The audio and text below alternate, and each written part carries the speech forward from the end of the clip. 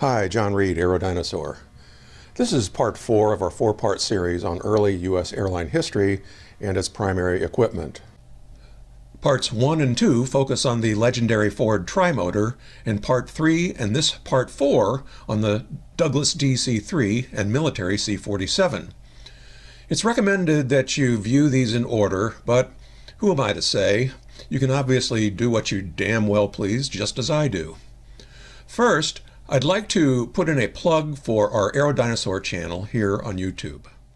We designed Aerodinosaur as a one-stop, informative, and experience-centric channel, covering heavy piston-powered commercial prop liners that represented the state-of-the-art for the 1930s into the early 1960s, as well as military aircraft powered by variants of the same engines.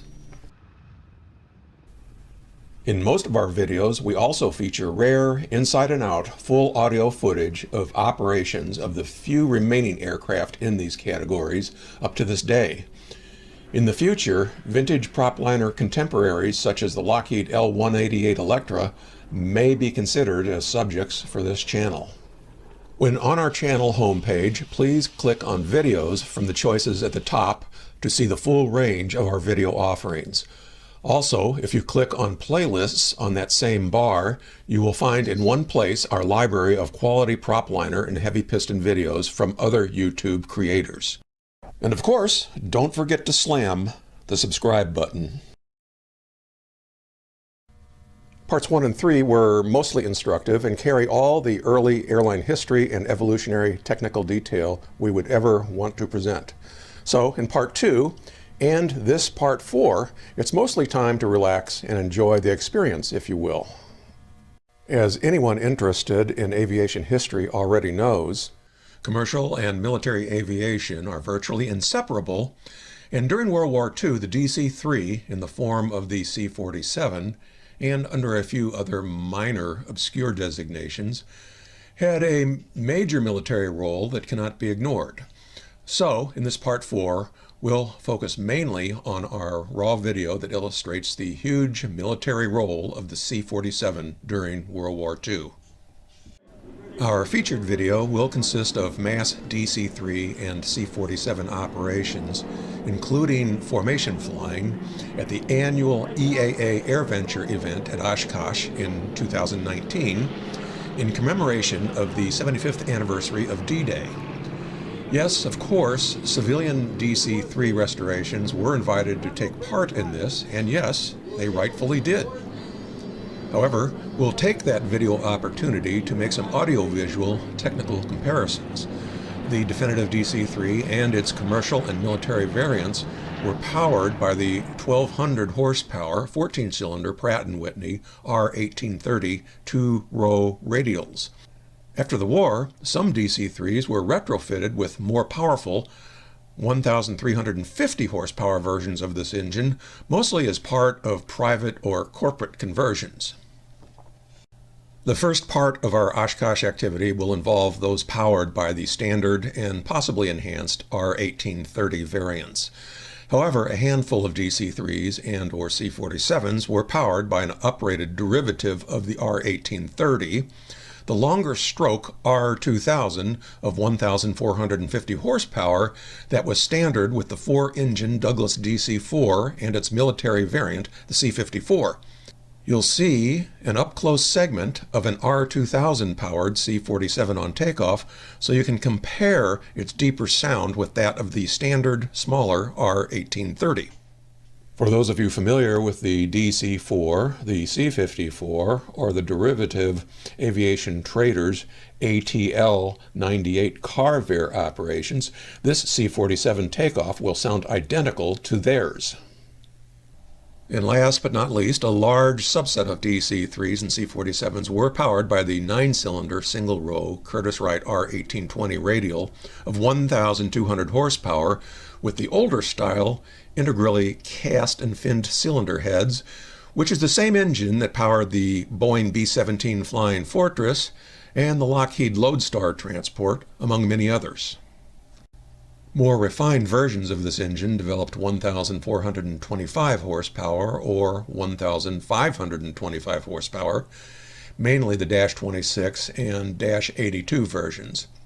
These were able to develop more power mainly because of replacement of integrally cast cylinder heads and cooling fins with forged and cut heads, which also greatly increased strength and reliability.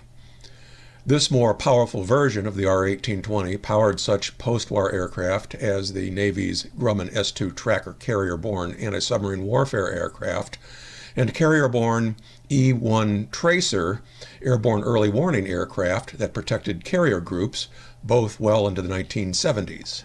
It also powered the North American T-28 Trojan post-war advanced trainer used by the U.S. Navy, Air Force, and many foreign governments, and Sikorsky H-34 Choctaw helicopter of the 1950s and 60s, as well as a redesigned, stretched post-war DC-3 offshoot known as the C-117, originally designed around 1950 as a DC-3 replacement for the airlines, but instead found its niche as a military transport mainly for the U.S. Navy and Marines.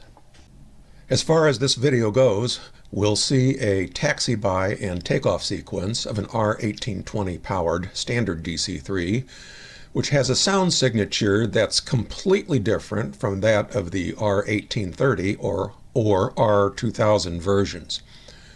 As we can see here by looking at the fin patterns on the cylinders, this C-47 is powered by the correct lower powered version of the R-1820 that developed 1,200 horsepower, as also found in the B-17 and Lodestar. So just sit back, relax, and enjoy the show with no interruption from me.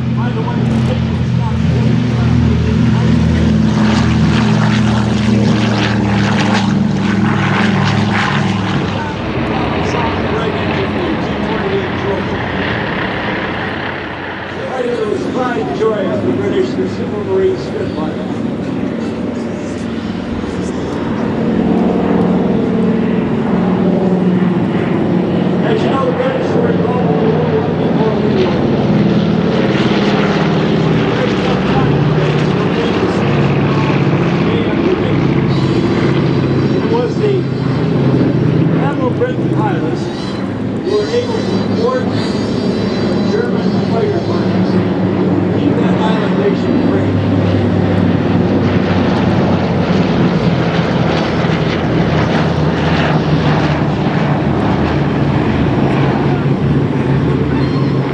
Racing curls are sleek, fast, efficient. As the C-47s went over the top of the right flank, V formation very hot.